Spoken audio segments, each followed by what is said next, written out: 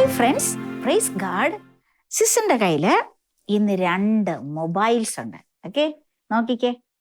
ഒന്ന്, ഇത് 1992 ഇറങ്ങിയ ആദ്യത്തെ മൊബൈലാണിത്. രണ്ടാമത്തത് ഒരു സ്മാർട്ട് ഫോണാണ്. ഓക്കെ, പുതിയ ആപ്ലിക്കേഷൻസ് ഒക്കെ ഉള്ള സെറ്റായിട്ടുള്ള ഒരു കിടിലൻ ഫോണാണ്. ഓക്കെ, ഈ 2 ഫോണിലും കുറച്ച് വ്യത്യാസങ്ങളൊക്കെ ഉണ്ട്. ഒന്ന് കണ്ടുപിടിക്കാൻ പറ്റുമോ? ഒന്ന് ട്രൈ ചെയ്ത് നോക്കിയേ. ഇതുപോലുള്ള ചെറിയ സൈസ് മൊബൈല് ഇന്ന് മാർക്കറ്റിൽ ഡിമാൻഡ് അല്ല. പക്ഷെ ഇതുപോലത്തുള്ള സ്മാർട്ട് ഫോൺ ആണെങ്കിലോ ഡിമാൻഡ് ആണ്. ഓക്കെ, പിന്നെ ഈ മൊബൈലിനെ പറ്റി വീണ്ടും പറയുവാണെങ്കിൽ ഇതിൽ ക്യാമറ ഇല്ല, വോയിസ് കോൾ ഇല്ല. വാട്സപ്പ് ഉണ്ടോ? വാട്സപ്പും ഇൻസ്റ്റയും അങ്ങനത്തെ സംഭവങ്ങളൊന്നും ഇതിലില്ല. എന്നാൽ ഇതിലാണെങ്കിലോ അതെല്ലാം ഉണ്ട്. ഇതിനപ്പുറമുള്ള പുതിയ പുതിയ ആപ്ലിക്കേഷൻസ് ഒക്കെ സ്റ്റോറും ചെയ്തിട്ടുണ്ട്. ഓക്കെ, ഇനി ഇതിലാണെങ്കിലോ നമുക്ക് ഗൂഗിൾ പേ ചെയ്യാൻ പറ്റുമോ? ഇല്ല.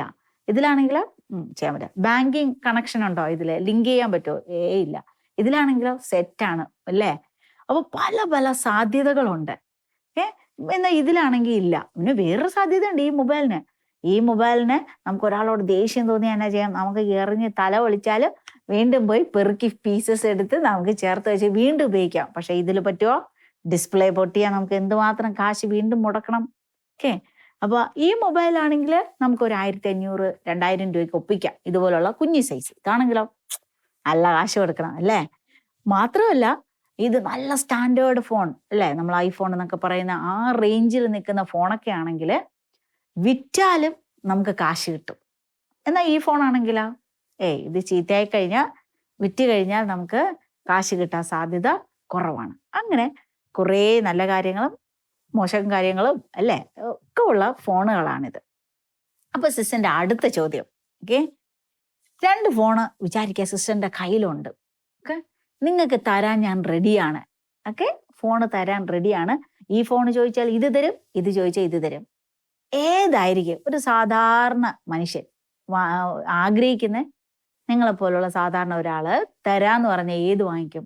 ഓക്കെ, ഒറ്റ ചാട്ടത്തിന് എനിക്ക് തോന്നും നിങ്ങൾ പറയും എനിക്കിത് വേണം, അല്ലൊരു സ്മാർട്ട് ഫോൺ മതി, ഇത് സാരമില്ല കിട്ടിയില്ലെങ്കിലും കുഴപ്പമില്ല എന്ന് പറയും അല്ലേ? പറഞ്ഞ കറക്റ്റ് അല്ലേ സിസ്റ്റർ? പറഞ്ഞ കറക്റ്റ് ആണ്. ഓക്കെ, സിസ്റ്റർ ആയാലും ഇങ്ങനെ തന്നെ സ്മാർട്ട് ഫോൺ കിട്ടിയാൽ കുറച്ചുകൂടി നല്ലതെന്ന് ചിന്തിക്കുക. ഈ ഫോണില് 98% ചാർജ് ഉണ്ട്. എത്ര ശതമാനം? 98% എന്ന് വെച്ചാൽ ഫുൾ ചാർജ് ആണിത്. ഓക്കെ, ചാർജ് നല്ല കട്ടയ്ക്കുണ്ട്. ഈ ഫോണിലാണെങ്കിൽ ചാർജേ ഇല്ല. ഓക്കെ, -1 ഇല്ല, ചാർജ് ഇല്ല, ഒട്ടുമില്ല, ഒരു തുള്ളി പോലും ഇല്ല. അങ്ങനെയെങ്കിൽ ചാർജ് ഇല്ലാത്ത ഫോണിന് നമ്മൾ പറയുന്ന പേരെന്തായിരിക്കും? ഡെഡ് ഫോൺ അല്ലേ? Dead phone. ഈ ഡെഡ് ഫോണിന്റെ മലയാളം എന്താ? ചത്ത ഫോൺ. ചത്ത ഫോണാണെങ്കിൽ ചത്ത എന്തെങ്കിലും മരിച്ച എന്തെങ്കിലും നമ്മൾ കൊണ്ടു കിടക്കോ? ഇല്ല അല്ലേ? നമ്മൾ മരണ വീട്ടിൽ പോയാലും നല്ല ഭംഗിയായിട്ട് ബാംഗ്ലൂരിൽ നിന്ന് വരുത്തിയ പൂക്കൾ വെച്ച് അറേഞ്ച് ചെയ്താലും അവിടുന്ന് ഒരു പൂവെങ്കിലും നമ്മൾ പറിച്ചെടുക്കോ? എടുത്തോ? ഇല്ല, നമ്മൾ കൊണ്ടുപോയില്ല അല്ലേ? എത്ര നല്ല ഡ്രസ്സാണെങ്കിലും നമ്മൾ കൊണ്ടുപോയില്ല. അവിടെ കത്തിയെരിയുന്ന മെഴുകുതിരിയുടെ ബാലൻസ് വീട്ടിൽ കൊണ്ടുപോവോ? ഇല്ല അല്ലെ? എത്ര ഭംഗിയുണ്ടെങ്കിലും നമ്മൾ എടുക്കത്തില്ല. എന്ന് പറഞ്ഞാൽ മരിച്ചതിന്റെ സാന്നിധ്യം ഉള്ള ഒരു സാധനവും നമ്മൾ എടുക്കത്തില്ല. അപ്പൊ മൊബൈൽ ചത്തുപോയാൽ നമ്മൾ കൊണ്ട് നടക്കില്ലല്ലോ. ഭാരമുള്ള ഒരു വസ്തുവിന്റെ പ്രാധാന്യമേ അതിനുള്ളൂ. അപ്പോ ഇപ്പൊ വിചാരിക്കുക സിസ്റ്റർ എന്താ പറഞ്ഞ? ഇതിൽ 98%, ഇതിൽ ഒന്നുമില്ല. നിങ്ങൾക്ക് ചാർജറോ അങ്ങനെ ഒരു സംഭവമില്ല. എനിക്ക് 2 ദിവസം യാത്രയ്ക്ക് പോകണം. ഓക്കെ, പോകുന്ന സ്ഥലത്തും അങ്ങനെ ചാർജ് ചെയ്യാനുള്ള ഫെസിലിറ്റി ഇല്ല, ചാർജിങ് വയറൊന്നുമില്ല, കറണ്ട് ഇല്ല. അങ്ങനെയെങ്കിൽ ഏതായിരിക്കും പ്രിഫർ ചെയ്യുന്നത്? ഇതാണോ? ഓക്കെ, സാധാരണ ഒരാൾ എനിക്ക് തോന്നുന്നു ഇതായിരിക്കും പ്രിഫർ ചെയ്യുന്നത്. കാരണം മൊബൈൽ എന്തിനാ? ആശയവിനിമയം നടത്താൻ അല്ലേ? നമുക്ക് കമ്മ്യൂണിക്കേഷൻ, ഞങ്ങൾ ഇവിടെ എത്തി, ഇവിടെ പോകുന്നു, കാര്യങ്ങളൊക്കെ സ്മൂത്ത് ആയിട്ട് നടക്കാൻ വേണ്ടി കമ്മ്യൂണിക്കേഷന് നമ്മൾ ഉപയോഗിക്കും. അപ്പൊ ഇത് പ്രയോജനപ്പെടും. പ്രിയമുള്ളവരെ, നമ്മുടെ ജീവിതവുമായി ഈ മൊബൈലിന് കണക്ഷൻ ഉണ്ട്. ഒരുപക്ഷെ നമ്മൾ പണ്ട് ഭയങ്കര സംഭവമായിരുന്നു, ഇപ്പൊ അങ്ങനെയല്ല. പണ്ട് രാജകുമാരിയായിരുന്നു, രാജാവായിരുന്നു ഇത് മാർക്കറ്റിലെ അല്ലെ? ആദ്യം ഇറങ്ങിയതാണ്, ലോകം മുഴുവനും കൈനീട്ടി സ്വീകരിച്ചത്. പക്ഷെ ഇന്ന് അത്ര ചിലപ്പം കുഞ്ഞി മൊബൈലിന് ഡിമാൻഡ് കുറവാ. അതുപോലെയായി മാറും നമ്മള്. ഇതാണെങ്കിൽ ഒത്തിരി കഴിവ്, കപ്പാസിറ്റി, ക്രിയേറ്റീവ് മൈൻഡ്, ഇന്റലിജന്റ് ആണ്, കാര്യങ്ങളൊക്കെ ചകചകയെന്ന് പറഞ്ഞ് മുന്നോട്ട് പോകുന്ന ഒരു ശീലമാണ്. ഓക്കെ, ഇതൊന്നും ചാർജ് ഇല്ലാതായാലോ, ഡെഡ് ഫോൺ ആയാൽ എന്നാ സംഭവിക്കുന്നത്? പിന്നെ ഇത് നമ്മൾ ഉപയോഗിക്കില്ല, നമ്മൾ മാറ്റിവെക്കും. ഈ ചെറുതാണെങ്കിൽ ഇത് പോക്കറ്റിലിട്ട് കൊണ്ടു നടക്കും. പ്രിയമുള്ളവരെ, നമ്മൾ ഇതുപോലെ പഴയതോ കഴിവും കപ്പാസിറ്റിയും കുറഞ്ഞ ആളായിക്കോട്ടെ, എല്ലാം തികഞ്ഞ ആളായിക്കോട്ടെ, എല്ലാ സാധ്യതകളൊക്കെ നമ്മുടെ മുന്നിൽ നിൽക്കുന്ന ആളായിക്കോട്ടെ, എന്തൊക്കെയായാലും ചാർജ് ഇല്ലെങ്കിൽ എല്ലാത്തിനും ഒരു ഫുൾ സ്റ്റോപ്പ് വരും. നമ്മുടെ ജീവിതത്തിൽ ഇതുപോലെ ചാർജ് ഇല്ലാത്ത അവസ്ഥയിലൂടെ കടന്നു പോകാതിരിക്കാൻ ഒരു കാര്യമുണ്ട്. ഇതിനെ ജീവിപ്പിക്കാൻ എന്ത് ചെയ്യും? നമ്മൾ പ്ലഗ് ഇൻ ചെയ്യും അല്ലേ? പ്ലഗിൽ കുത്തിയിടും.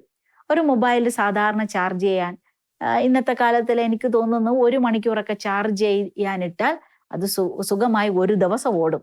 അതുപോലെ നമ്മുടെ ജീവിതവും നമ്മളും പ്ലഗ് ഇൻ ചെയ്ത് വെക്കണം, ചാർജിനിടണം. എങ്കിൽ മാത്രമേ ഫുൾ പൊട്ടൻഷ്യൽ ഇത് തിരിച്ചൊരു വരവ് വന്നാലോ എല്ലാ ആപ്ലിക്കേഷൻസ് ഓണാം. ലോകത്തിന്റെ ഏത് ഭാഗത്തുള്ള കാര്യവും നമുക്ക് ഈ ഫിംഗർ ടിപ്പിലൂടെ നമുക്ക് മനസ്സിലാക്കാൻ പറ്റും. ഇതുപോലെ നമ്മളും എന്തൊക്കെയാണെങ്കിലും, എത്ര വളർന്നവനോ എത്ര ചെറിയ ആളോ ആയിക്കൊള്ളട്ടെ, നമ്മൾ കൃത്യസമയം പ്ലഗ് ഇൻ ചെയ്തിടണം. ഓക്കെ, അല്ലെങ്കിൽ ഉള്ള ചാർജ് വെച്ച് നമ്മൾ ഓടും, ഒരു ഘട്ടം എത്തുമ്പോൾ ചാർജ് കംപ്ലീറ്റ് ആയിട്ട് തീരും. പിന്നെ അവിടെ നമ്മൾ ഫുൾ സ്റ്റോപ്പ് അടിക്കേണ്ടി വരും. ഓക്കെ, അങ്ങനെ വരാതിരിക്കാൻ എൻ്റെ മക്കൾ എന്നാ ചെയ്യണം? ജീവിതത്തിൽ 24 മണിക്കൂറുണ്ടല്ലോ, 1 മണിക്കൂർ തമ്പുരാനെ, ഈശോ എന്നാ പറഞ്ഞേ? നീ 23 മണിക്കൂർ എടുത്ത 1 മണിക്കൂർ എന്നോടൊപ്പം ഉണർന്നു നിൽക്കാൻ നിനക്ക് പാടില്ലേ? 1 മണിക്കൂർ ഉണർന്നിരുന്ന് കർത്താവിനോട് പ്ലഗ് ഇൻ ചെയ്തിരിക്കുക. ഓക്കെ, അപ്പോൾ സിസ്റ്ററിന് പറയാനുള്ളത് ഇത്രയേ ഉള്ളൂ.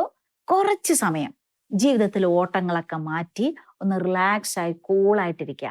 മൊബൈൽ നമ്മൾ ചാർജിങ്ങിന് ഇടുമ്പം വലിയ പണികൾ ചെയ്യുന്നുണ്ടോ?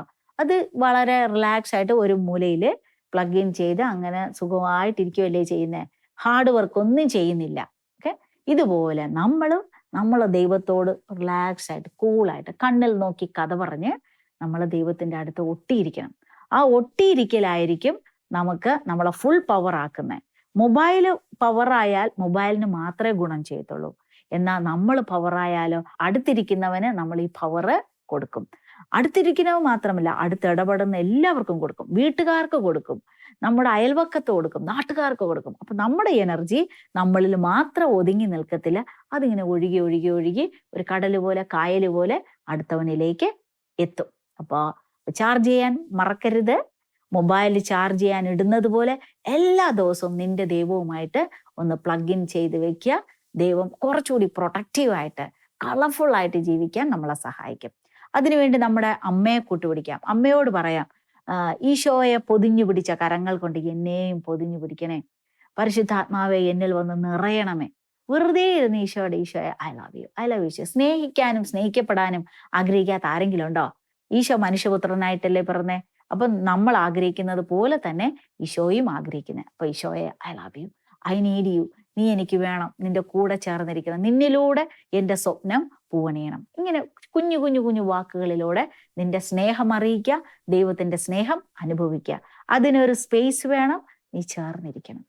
ഈശോ നിന്നെ അനുഗ്രഹിക്കട്ടെ. ആമേൻ.